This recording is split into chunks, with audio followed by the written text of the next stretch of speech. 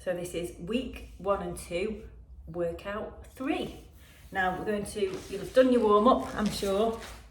So we're going to start with our bench this time, and you will need some dumbbells as well.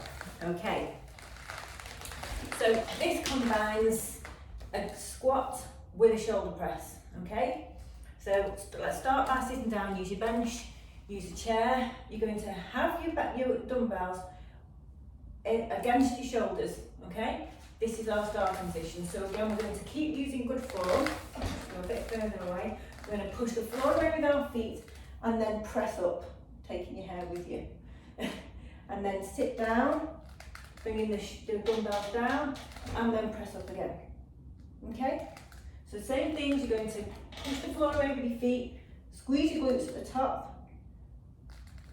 But I don't want you arching your chest, arching your back, I should say, with your ribs flaring. Keep that core nice and pulled in and nice and tight. Okay, so let's start with 12 of these. So push up, squeeze the glutes. 1, 2, don't let your shoulders creep up, get your shoulders down, but just pushing your arms up at the joint. 3, 4, push the floor away with your feet, keep that back nice and straight. 5, if it starts to feel too much, just give your arms a rest and just do the squats. 6, we'll put the weights down. 7, 8, 9, nearly done. These are hard, these. 10, 11, last one, and 12, and then down. Lovely. I'm going to move my bench out the way when you have a little breather. Now we're going back to dumbbells. Okay, so this time we're working sideways. Okay, so we're just lifting the shoulder, slightly lifting our weights, I should say, just out to around shoulder height. Your thumb can be slightly turned out, so you're leading up with your thumb, and the core is nice and engaged here. So let's do 12 of these. If you feel like the weights are too heavy, this is one way you might need quite light weights, just do them with nothing for the time being. Okay, so let's go. So a little hold at the top, slow on the way down. We're going to do 12. Hold, slow on the way down, so you can go up a bit faster. Put a little hold and slow on the way down, that's 3. And 4, if any time you need to have a rest, have a little rest and then just catch up when you're ready. These are quite tough. 5, nice and controlled, keeping the shoulders back as well, and don't let your shoulders creep up towards your ears. 7, I think. Sorry if I get the counting wrong on this one. The shoulders are relaxed and down. Nice and controlled each way. Let's call this 9, 10, we'll hold at the top, 11, last one, and 12, and then down. Weights can go down, we're going on the floor for the bridge. Okay, so we've done these now a few times, so we should be good on these. Back nice and flat, feet just about shoulder width apart, pushing down with your heels, squeeze the glutes as hard as you can, and then come down, nice and controlled. So pushing up, feel the hips lock out at the top, check that left and right are doing the same. They're squeezing as hard as each other, and nice and smooth up and down, squeeze. That's 3. Pushing up high as you can, squeeze, that's 4. And again, high as you can, 5. And then down, push through the heels, squeeze the glutes, left and right doing the same, locking out at the top. That's 6. Squeeze, that's 7. Squeeze, that's 8. Locking out at the top, as hard as you can. 9. So we've got 3 more. Let's make them really good ones. Pushing up, lock out. Squeeze as hard as you can. Amazing. And then down. So it's quite interesting, isn't it? You can only squeeze a bit harder than you think or want to do. 11.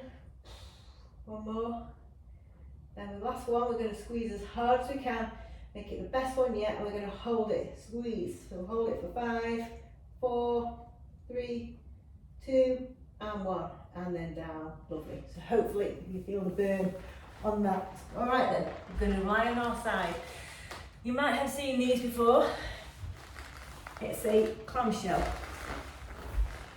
So now you're going to be kneeling with your both feet, knees bent I should say, but if you look down from your shoulder, your hips and your ankles, they should be in a nice straight line. You can rest your hand on your head, or you can put your arm like that if you find that more comfortable. So now again we're going to keep our hips perpendicular to the floor, our feet are stacked, and we're just bringing the top leg out, and you'll feel that you just can't get any further. Don't be tempted to roll back so that you can bring your knee up higher. It doesn't matter, you can just go where you go. So hold, keep them hips forwards and down. Lift it up, squeeze at the back. That's 2. We're going to do 12 on each side. 3. So a little hold at the top to try and get it back a bit further than you think you can. Doesn't matter if it doesn't move, but you'll just feel a bit more of a contraction at the back. 6. But don't let those hips roll back. Keep them perpendicular to the floor. 7. 8. 9. 10. Feel a little bit of burn on the back, it's so vague, particular part of the back of your glutes, back of your hip. I've lost count, shouldn't talk. Let's call that 11, I think it might have been 12. One more for good luck. And then squeeze, and then down. Lovely. Swap sides. Okay, so same position again. Just check that your shoulder, hips, ankles are aligned. Hips perpendicular to the floor, feet stacked, and then you're just bringing the knees apart without letting your hips go back. Now what you might notice is one side can move a lot further than the other. That's completely normal and exactly the same. You can just find that you can be tighter on one side or weaker. So this is 4, so just at the top, just trying to hold it and push it back a bit more and then come down slowly. 5. Squeeze. And 6. Squeeze. And 7. Squeeze.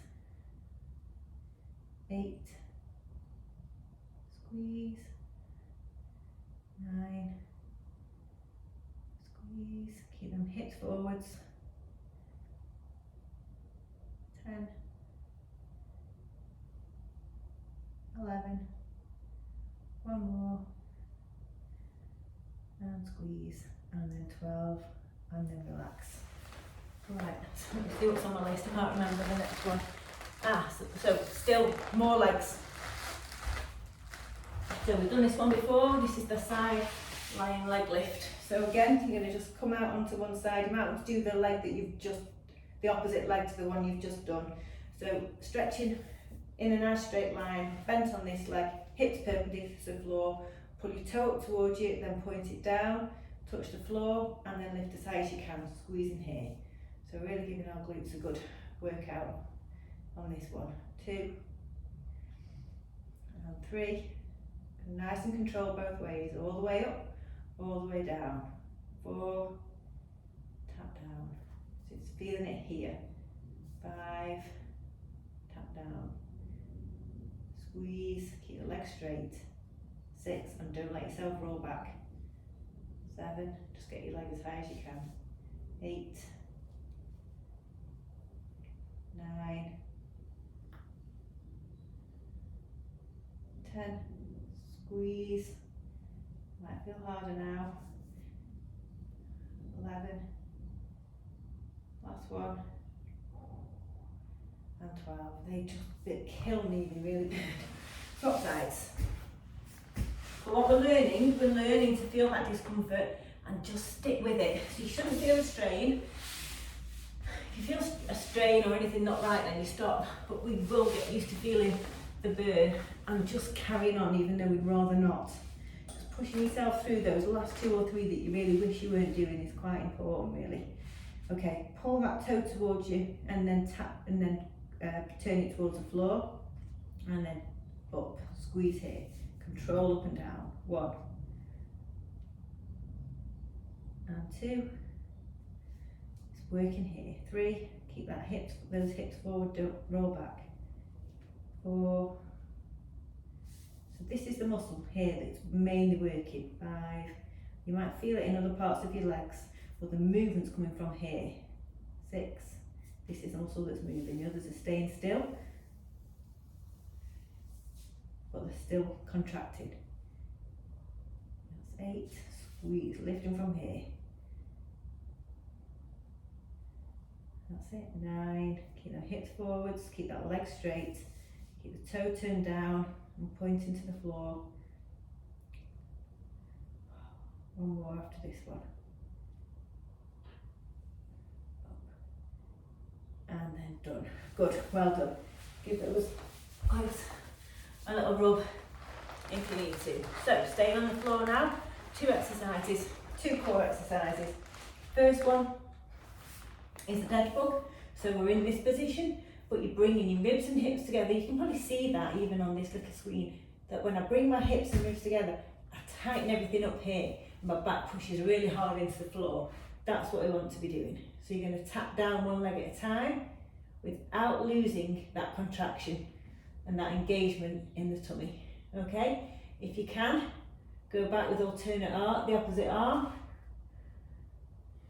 I've done the same arm. If your coordination's better than mine. And let's do 12 from here. 1, 2,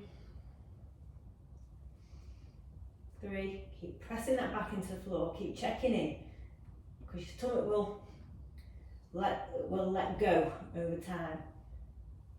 We want to keep forcing it to work. 7, keep pressing the back in, almost after every one you need to recheck, press in. 8, 9, 10, pressing into the floor with your back. 11, last one, and 12. Little rest in the same position though, because the next one is our hands behind our heads and we're lifting our shoulder blade right off the floor to crunch in. We're not pulling on your neck to tuck in. Try and keep your head level. You're lifting the shoulder off the floor to try and touch the knee. You don't need to touch the knee, you're just trying to shorten that distance between your armpit and your groin on the opposite side. So let's go for 12 on these. That's 1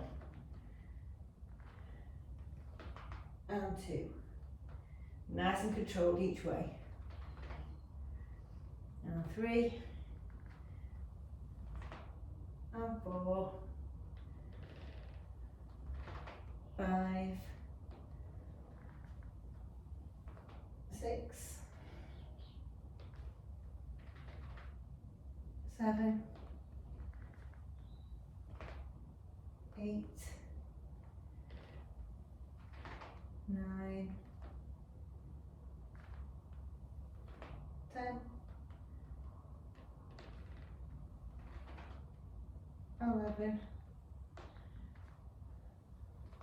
and 12, and then rest. And that's workout 3 done. So ticked all those off.